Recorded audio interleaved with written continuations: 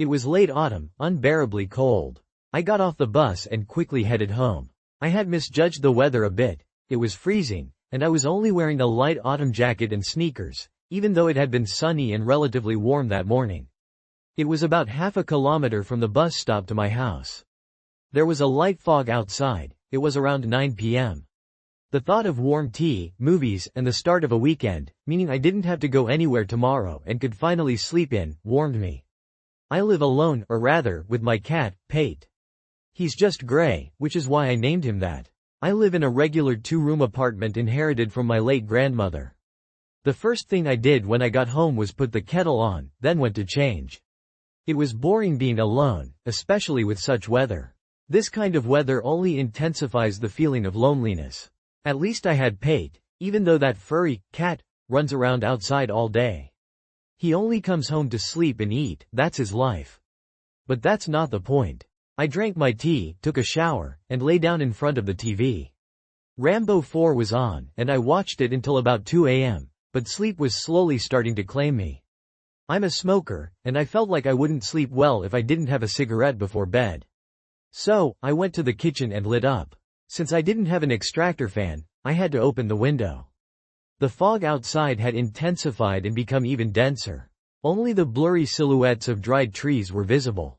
Just fog, I thought, putting out my cigarette and going to bed. Around 5 a.m., Pate woke me up. He was meowing loudly throughout the apartment, wanting to go outside. I had to get out of my warm, cozy bed and open the door for that little rascal. But instead of bolting down the stairs at light speed as usual, Pate stopped on the landing and started staring out the window, as if looking for something. What could he possibly see there? It was an impenetrable fog. Well, he's a cat, what can you expect? Let him look. I slowly, in a half-daze, ambled back to bed, but before I could cross the threshold of my room, I heard scratching at the door. I realized it was Pate. I had to get up and open it for him again. Angrily, I turned the key and opened the door. The cat darted into the apartment as if something was chasing him and hid in the corner under the table. He usually hides there when I start vacuuming. It looked pretty strange. I hadn't seen him do something like that before. But again, in my half-asleep state, I realized he was just an animal and who knows what goes on in his head. I grabbed a cigarette and went to the kitchen. I lit it and stared out the window, trying to discern anything. The fog had intensified even more. Now, not even the silhouettes of trees were visible, just a gray veil outside the window. I had never seen anything like it. I immediately remembered the movie, The Mist, how all sorts of creatures roamed in the fog. At that moment, I had no idea I would encounter something similar. I finished my cigarette and went to the room. The cat was still lying under the table. I petted him and went to sleep, instantly falling unconscious.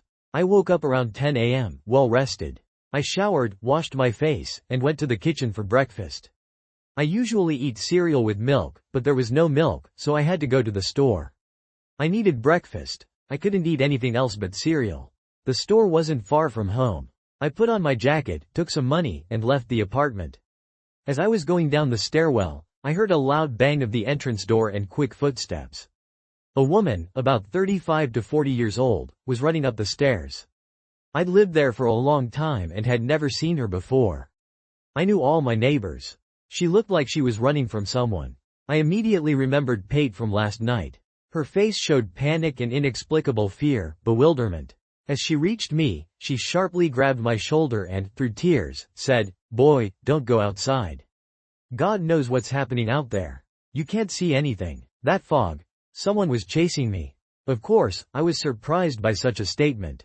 "Madam, are you in your right mind? Let go of my jacket. Who was chasing you?" "I don't know," she said through tears. "What do you want from me? Don't go outside, I beg you." I waved her off and continued walking. Some kind of crazy woman, I thought. Stepping outside, I could hardly see anything beyond 2 or 3 meters. I had to walk by memory. The store was behind our house, so getting to it wasn't difficult. It wasn't even really a store, more like a grocery stall. I'd known Svetka, the saleswoman, for a long time. Once I tried to hit on her, but it didn't work out. She turned out to have a husband and 2 children. So, I was walking along the building, trying not to step on anything or fall into anything, approached the stall, and saw the glass was broken. The stall itself had dents, as if it had been rammed by cars multiple times. I immediately rushed inside, and there lay Svetka, dead. The sight I found inside almost made me vomit. No, there wasn't dismemberment like in horror movies. Svetka was lying on the floor, and on her neck, there was what looked like a tumor, or rather, it seemed like her neck simply wasn't there, or it wasn't a tumor but a huge pimple covering her entire neck. Her face was blue, and blood slowly oozed from this pimple. Barely suppressing the urge to vomit, I ran out of the stall and noticed a chilling detail. The streets were empty.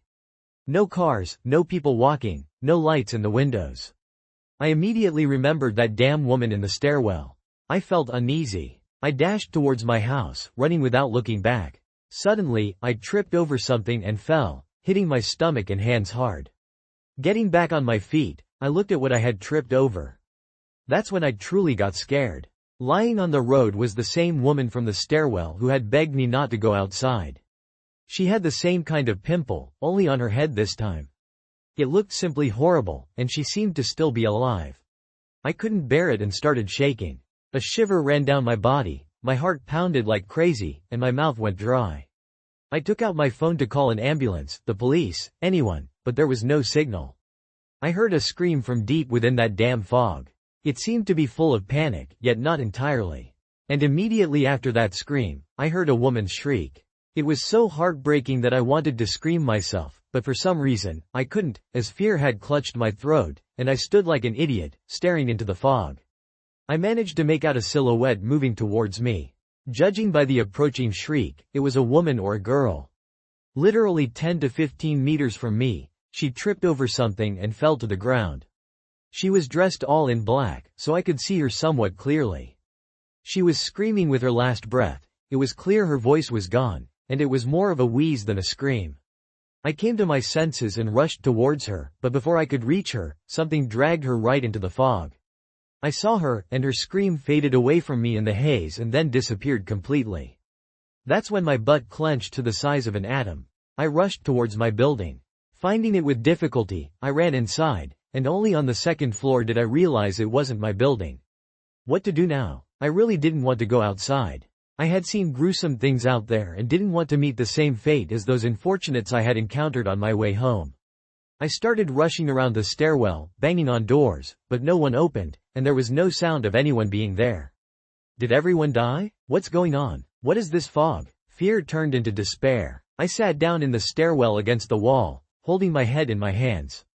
There was something in the fog, something inhuman, something terrifying and incomprehensible. My thoughts about this cursed fog were interrupted by the same inhuman wail. From it, I pressed myself even further into the corner of the stairwell. Then I heard another, then another, and another. They were inhuman agonies, and I don't even know how to describe them. I don't know how it happened, but I passed out in the stairwell. I slept for about 3 to 4 hours. It was getting dark outside. I got up and looked out the window, hoping the fog was gone, but no such luck. The fog was still there. I also noticed something that instantly shook off my drowsiness and brought back an insane feeling of fear. Under the entrance, where the light had already turned on, I saw movement. Looking closer, I almost fell to the floor. I saw a huge, long limb. Behind it, another, and then the owner of those limbs emerged from the fog. It was a massive creature, about 6 meters tall, and next to it, smaller ones, about human height, were running around. I heard them grunting to each other. They were all very thin and bald, that's all I managed to discern. Then came that same wail again, and all the smaller creatures started breaking into the stairwell I was in. Hearing rapid footsteps downstairs, I ran up the stairs like crazy. My heart was pounding so hard that I thought it would stop, and I would collapse there in the middle of the stairwell, and that would be the end of my story. But no, I saw salvation on the 5th floor in the form of a ladder to the roof. As quickly as possible, I climbed up and closed the door, propping it with a huge log that lay in the attic. Then there was a very strong blow to the door, followed by another. I thought one more and that would be it. I huddled in the corner of the attic and just waited for who knows what, clutching a cross in my hand and praying.